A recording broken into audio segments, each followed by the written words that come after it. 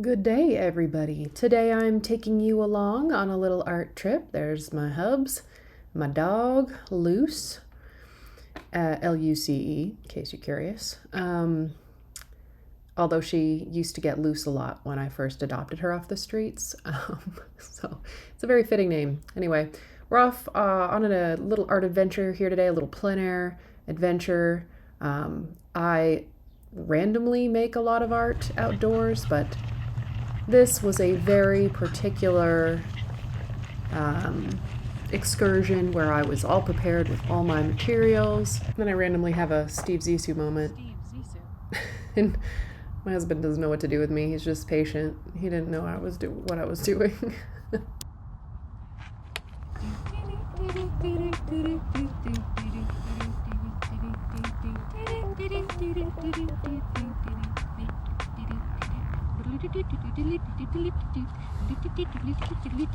I'm a huge Wes Anderson film buff, though, so these things can happen at any moment. Anyway, this is just a little like playa lake kind of puddle, I would call it, near our home that I see a lot of birds at when I walk or run there with my dog, and it was very hot, so I'm hydrating, important things. Stay hydrated. It was way warmer than I was expecting it to be. We're in the middle of, beginning of March, and, this didn't feel like a winter day. I could have been in shorts and a tank top. It was so toasty, but I'm cold-natured, so I was quite happy to be warm for a day. But yeah, you have to be prepared. You have to have sunscreen. You just have to have a hat. This is Texas.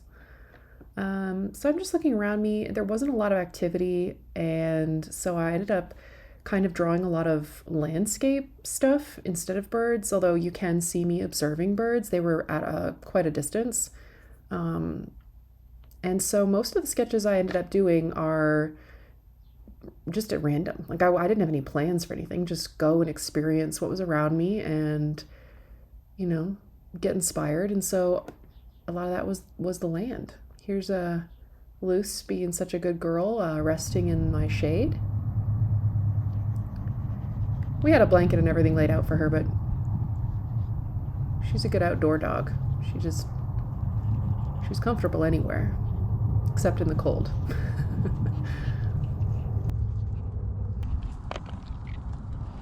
Hi. You having a good time? You eating all the dirt?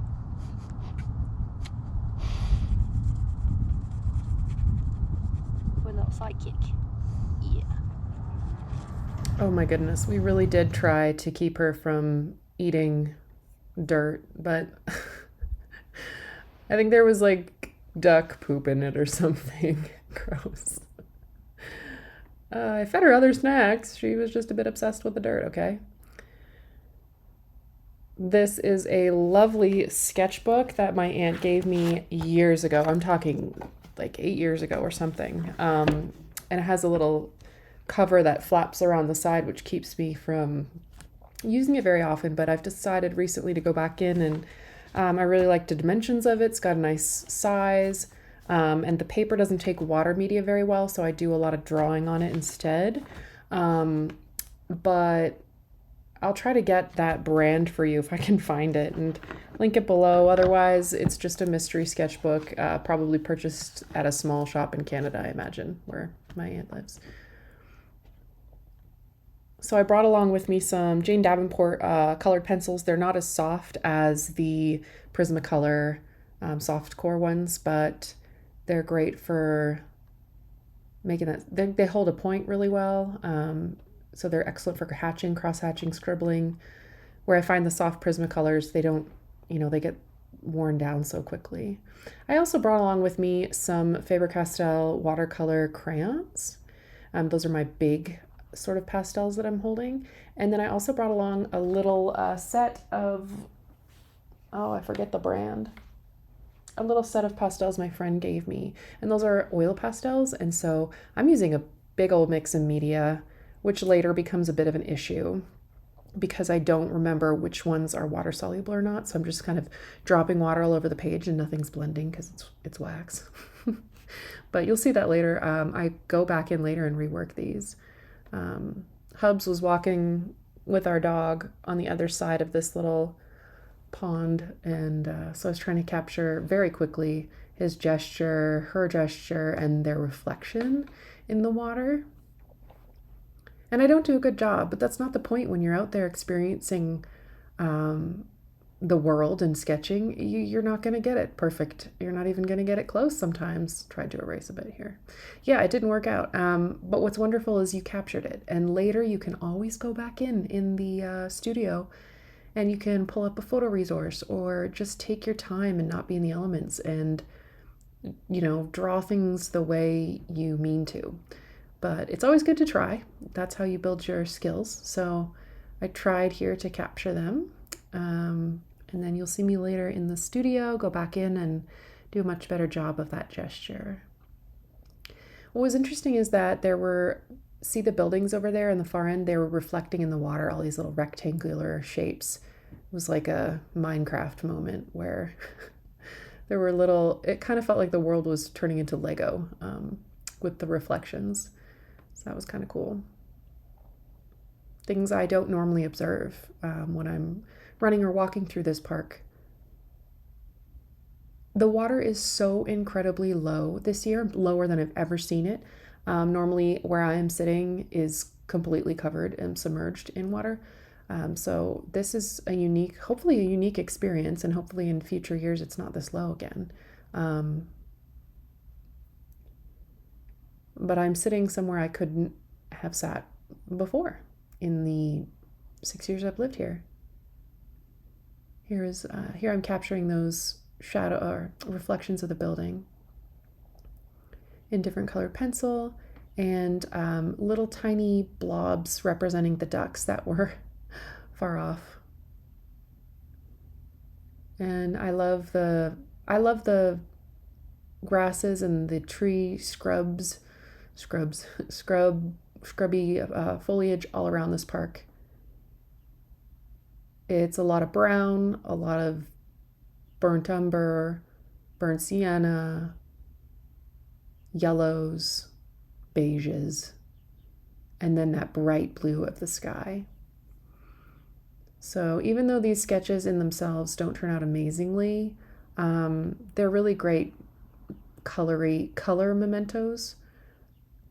You can see me fighting these markers. I brought Jane Davenport's musical markers. They're an acrylic paint marker, and several of them, like 4 or 5 of them, were dried out when I reached for them, and I was so annoyed because I just bought them. They dried out real quick. They weren't like that when I bought them just a couple months ago. And other ones that were working didn't spread a lot of paint. Like you can see me trying to activate them, smacking the tip on the paper a ton, and they wouldn't flow. And maybe that was being outside in the heat, but back in the studio, I had the same problem. So they were just a little bit aggravating to work with, kind of disappointed. So maybe I will stick to the Posca paint pens in the future. That brand has not let me down. Although the Jane Davenport were cheaper and they had like a crazy range of neutral colors. That's why I got them in the first place. You can see me starting to swatch up top. The problem with these markers is that the paint inside doesn't match what it looks like on the outside. So I have to scribble a bunch all over my sketchbook to see what the heck colors I'm even picking. So I used little blobs of the paint that actually did come out. I just used my finger and spread it around like a finger painting moment, which just makes a big old mess, which is fine. It's fun to kind of deal with that later in the studio. You can draw over top of these, which is nice. They're a matte finish, not like an acrylic paint that's glossy, which means that you can use colored pencil over top of them. So it's great for layering if you have these matte acrylic paint pens. I will say that being forced to work this way created a lot of texture that maybe otherwise I wouldn't have done. And texture is, other than after color, I would say texture is the most influential part of being in the landscape for me, more so than shape. more so than light and dark or value. Although sometimes basically value is color. Like color has value is what I'm trying to say. So I do notice value, but texture's a biggie. That's something that just influences me more when I'm in person in nature instead of, like, say, looking at a photo resource to make my work. I was very aware of the dirt that I sat on, and dirt in the air, and how dry it was, the cracked surface, how desperate these ducks were for the little bit of water they did have. This place is interesting because I've seen a lot of herons here, a lot of water birds. Those are the little ones on long legs. I've seen white herons and blue herons.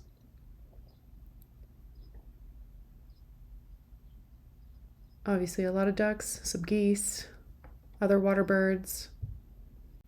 I'm actually trying out a brand new supply today. It is a painting stool.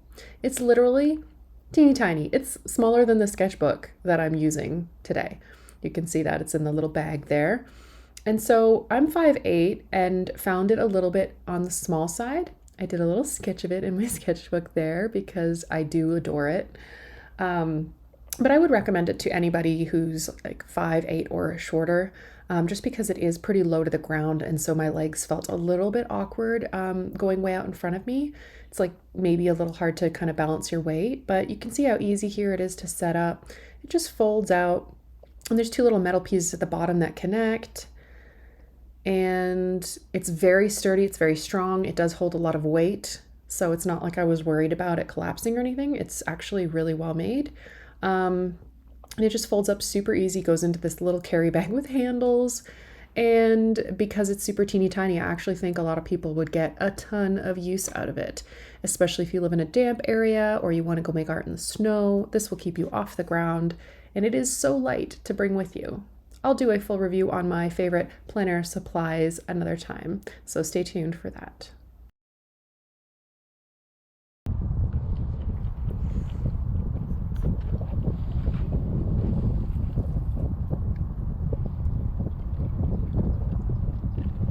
After a while, we got up to stretch our legs and go see what we could see.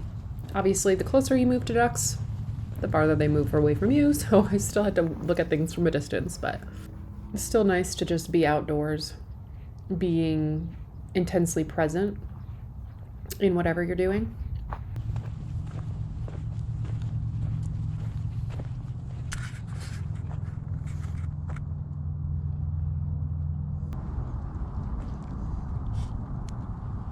It's just like a party at the beach over there.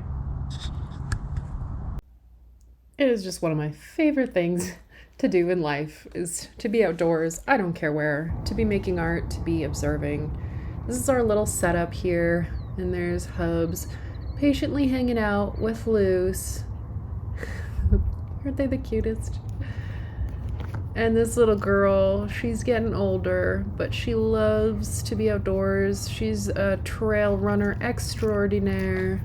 And I just love to take her with me whenever I can on these little excursions. But that brings our little outing to a close. I'm going to take you back in the studio now. This wasn't the same day, but nevertheless, I wanted to kind of chat with you about how my different practices overlap.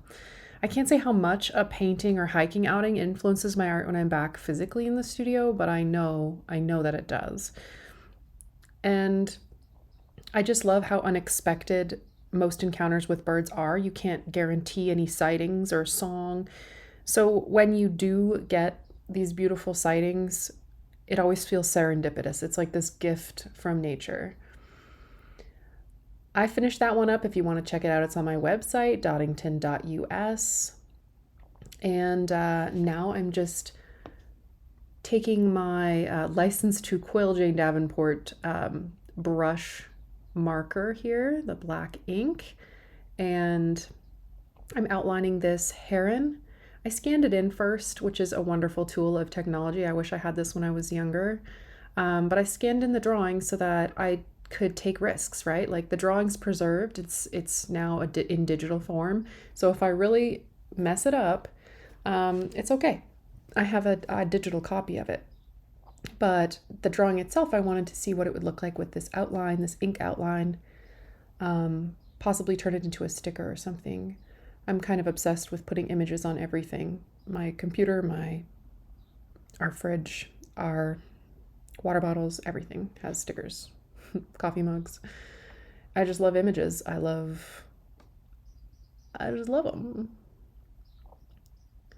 So I'm using a lot of Jane Davenport materials now. I'm on to using, this is the one that worked the best for me today.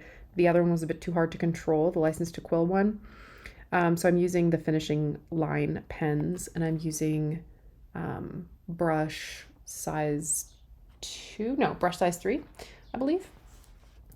And that was a lot easier to control. These are new to me, so I'm just starting to use them now. So I can't tell you, like, give a full review just yet, but I'll give you that soon enough on all these new materials I'm using. Same sketchbook. You can see I made a duck drawing on the left there. I don't believe I recorded that one. Love how my hair's in focus, but the bird isn't. Yeah, that's what that spread looks like. And now I'm going to pull out some supplies in the studio, and I'm going to work on these drawings that were done plein air. They were inspired there by that landscape, but you know, you're very limited when you're out in nature or on the street doing your work. You're limited by the supplies you brought, how easily you can access them. I was digging and digging. So now when you're back in the studio, you finally have the chance to focus more on the end result and maybe even have a bit more control over the process of making it, and everything is at your fingertips. You're not dealing with sun, with wind, with bugs, with your dog eating dirt. You can really just get into that meditative space. I think the difference is, at least in my practice, between being live somewhere, being plein air, versus being in the studio really complement each other. When I'm plein air, I am truly present, but my focus is on my surroundings and my body and experience in that spot, in that place. And then I try to sort of replicate that in the studio. I try to be equally present in what I'm making. And so I'm focused more on my materials and, hyper focused on my materials and my vision or memories sometimes photo references. I didn't have any photo references for completing these in the studio, so you won't see a picture. Usually I superimpose a little photograph when I'm recording these videos for you, but this didn't have any. I was working purely off of that experience. I had plenty of visuals stored up in my mind from being there for over an hour. I don't think we were there over 2 hours, but it's quite possibly we were. I lost track of time. But you can see me pulling out my Prismacolor softcore pencils, the Premier pencils, and they're fabulous. I've never owned colored pencils of this quality in my life. These were a part of my teaching kit this semester at Texas Tech University for the Drawing 2 class, where we do a lot of colored pencil and NuPastel work. So I'm just getting used to working with these more. They're incredibly soft, which means they don't hold a point very well, but that is not, every tool has its purpose, and that is not what these are for necessarily, like cross hatching. They are buttery. They're like using pastels. It's remarkable how soft they are. And so just figuring out how to use each material you own to its greatest advantage is the way to go. So I'm going to pull out some water here. I think I mentioned this earlier in the video. I couldn't remember what marks I made with my oil pastel and what marks I made with my watercolor crayons or watercolor pastels. And so I tried on the right to wet the sky, but it was clearly oil pastel. And then on the left side here, this is clearly my watercolor pastel, the Faber-Castell. And so I was able to blend this out and get a bunch of different textures, some scratchy, some smooth, blurring out some of that mark making. And the color changes a little bit when you add water to it. The brown, the warmth of that brown comes through. It gets a little yellower when you add, more yellow when you add water. And what's interesting is I'm doing that right alongside the acrylic blobs, like the blobs of acrylic paint in the kind of pink beige color there. This is all a process of experimentation. I don't know how these different materials will interact with the paint. As I said, I'm so excited that the colored pencil goes over that paint. It's great layering properties. But that's what a sketchbook is for. Like, mess it up, make mistakes, make ugly crap, make a lot of ugly stuff. Here I am trying to activate that and realizing, yeah, that's not watercolor either. Nope, neither's that. So anyway, I find it really funny watching me try to activate certain areas of this drawing because it was done on a different day. So I didn't come right back to the studio. This is like not quite a week later, maybe 4 or 5 days later, that I decided to go back in and see what I could do with these little sketches, see how I could enhance them. And because I wasn't too frustrated. I was a little frustrated, but I'm quite used to just accepting whatever happens when I make art. But I did fight the materials a lot. And so getting a chance to go back in and kind of make them how I wanted them to look, or make them more representative of that day and that experience, was worthwhile to me, as opposed to just leaving it. I think there's a lot of benefit in just leaving your drawings as well. Don't make everything perfect. It's not meant to be, your sketchbook's not necessarily meant to be, this finished gallery of work. Some people have sketchbooks like that. Even I have some sketchbooks kind of like that, but I think that you grow a lot more when you give yourself that freedom to make messes and not be perfect. It's still worthwhile to finish sketches. I can't remember who said that, but it was a very good, very skilled urban sketcher out there who said, finish your sketches. And the reason being not to have a final book full of beautiful drawings, but to make sure you follow every drawing through its teenage phase. Follow each drawing through so that you can practice problem solving and see what kind of resolution you can achieve with each drawing. If a drawing has served its purpose, by all means, leave it alone, right? But I understood what he meant when he said you should try to, complete your drawings. And I believe he just meant I think beginner artists just abandon a lot. Oh, this is ugly, I'm going to leave it. This is ugly, I'm going to leave it. But having to follow through allows you to learn a lot more. And you can always overwork stuff. That's another part of the learning process, is like, oh, I overworked this, the paper's ruined, or I lost a lot of the textures that were lovely because I just kept being finicky. That happens. But if you don't overwork stuff from time to time, how will you know where that line is, where that limit is of this is a finished work or this is done? I find people ask that an awful lot. How do you know when a work is done? And it's through practice, overworking certain things, where we get to know that line where something, maybe it could be improved, but if you keep touching it, you're going to push it beyond the happy resolution you wanted. So I think that's part of my answer to that question. How do you know when something's done? Well, you get used to knowing how far you can push something before you muck it up. And so that's not the only reason. That's not the only way to figure out when something's done, but I think that plays into it for sure. At least it plays into the knowing, if that's an artist asking you that question. How do I know when I am done my work? The sketchbook is such a great tool for this. So I've got this dark brown Prismacolor, and I have given a little border to this sketch, which for some reason just makes me very happy. It's the border only goes on the top three sides and not on the bottom, so it's kind of just open on the bottom.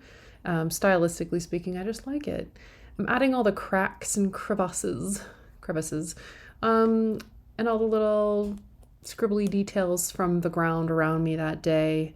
Again, not using photo resource, just remembering what it roughly appeared like. I'm getting super loose and scribbly with the colors down here. I want it to be very textured, and I want it to draw attention to the drawing implement rather than mask the drawing implement through layers and stuff like that. I want to bring attention to the fact that I am scribbling with a colored pencil. I think it's important when you're working at any point to make decisions about your mark making. Don't just do it without thinking about it. Make conscious decisions as to why and when you're going to draw attention to the artist's hand or the artist's marks, because sometimes it serves us really well to make them invisible and make them work to support the drawing without the viewer knowing it. I wanted to show you the little bucket that I had with me. Interestingly enough, my pencil sharpener was in the shape of a swan on this little birdie adventure. But yeah, this is a little tub, probably from Michael's, and it fit perfectly my colored pencils from Jane Davenport, my Faber-Castell watercolor pastels, and then my oil pastels, the little bitty ones from Ibu. But yeah, I wanted to show you what each supply looked like. My colored pencils from Jane Davenport came in a tin like this, and they're not as soft as the Prismacolor ones, so they stay in a nice point and are excellent for texture and cross-hatching. Underneath, I have this little compartment where I put the musical markers. These are the ones from Jane Davenport in, I think it was the Country Classics color set. So there they are in the top. It's not actually the faces on the side with the green and stuff. They're all actually neutral. I'd have to buy a whole nother set in order to get the greens and purples and stuff. But there they are. I love them when they work, and I'm a little frustrated that they're already starting to dry out.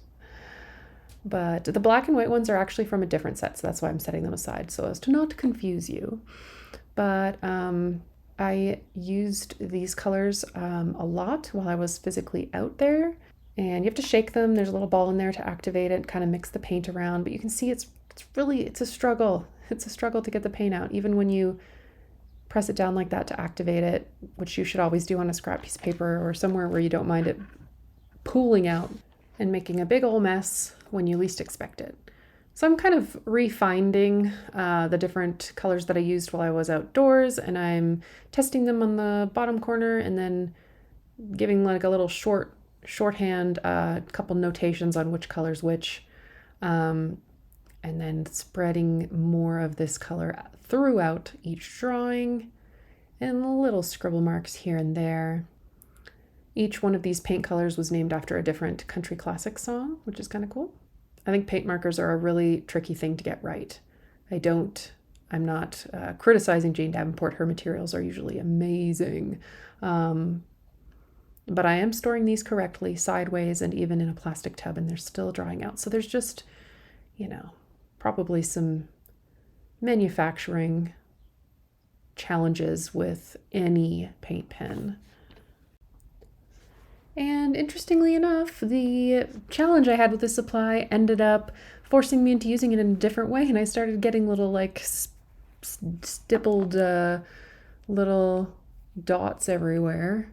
So problems often lead to interesting solutions, and I was using it in a way that I wouldn't have naturally if it was working properly. So very interesting. So I'm just making some notations, scribbling away, and I really like the effect.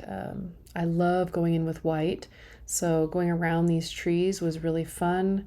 That's actually one of my main techniques for painting trees in acrylic and oil as well, is to paint the tree first and then paint the sky around it. It gives you a second chance to draw it, right? You're carving into it and reshaping it, but adding white is a really satisfying step to any drawing. So even if you don't use paint markers, I highly recommend white paint markers for that purpose on your watercolor or other paintings for anything really. I love adding white. I've pulled out my Prismacolor watercolor colored pencils, watercolored pencil crayons, as I say, in Canada. This is a really vibrant blue. The sky that day was incredibly blue. And it creates this overall complementary color scheme.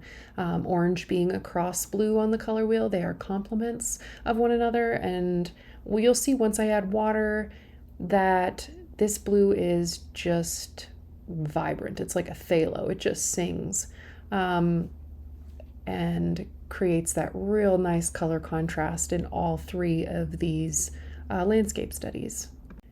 So even though it's just a sliver, I take the time to add a little bit of blue at the top of this landscape study, so that the reflected blue makes more sense. I wanted it to be more vibrant than the blue that is reflected on the surface of the water. So I add it to this last study at the top here, right under my squiggled color swatches. And now I'm going to bring out my Posca acrylic paint pen and add a 3-side border to this bottom study. I really like that the bottom is open and it just kind of allows the viewer in, because that's where I was sitting. And so I want you to feel like you're in the frame a little. Here's my gray Posca pen. I'm going to do 4-sided border on this top study. Coming back in with my Jane Davenport, I've got a darker brown. I put a box around the words white chests because the ducks I was observing had white chests. It looks like a little sign. Here you can see birds with white chests.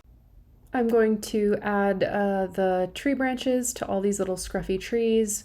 The key is variety, not having things uniform, because in nature isn't uniform. In places it is, but quite often we make things too uniform and it looks fake, it looks artificial. So I'm trying to add in some little areas of shadow in the ground and in the distant tree forms, and then I'm going over my brown border with marker or paint pen and kind of distributing a little bit of this color throughout so that it's a bit more balanced.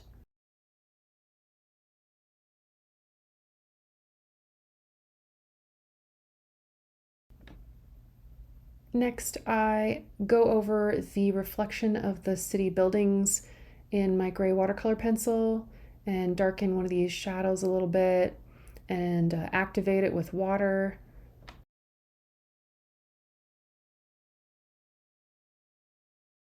Oh, this material is amazing. Okay, so I pull out a Duart sketching graphite, but this graphite is water soluble. So it's a pencil with lead. Well, not lead, graphite, but it is water soluble. And they even come in different sort of darknesses. Like this one's the medium. I also have a light, but this is quite dark, and you'll see once I add water to it, the value is quite deep. It's a really nice tool.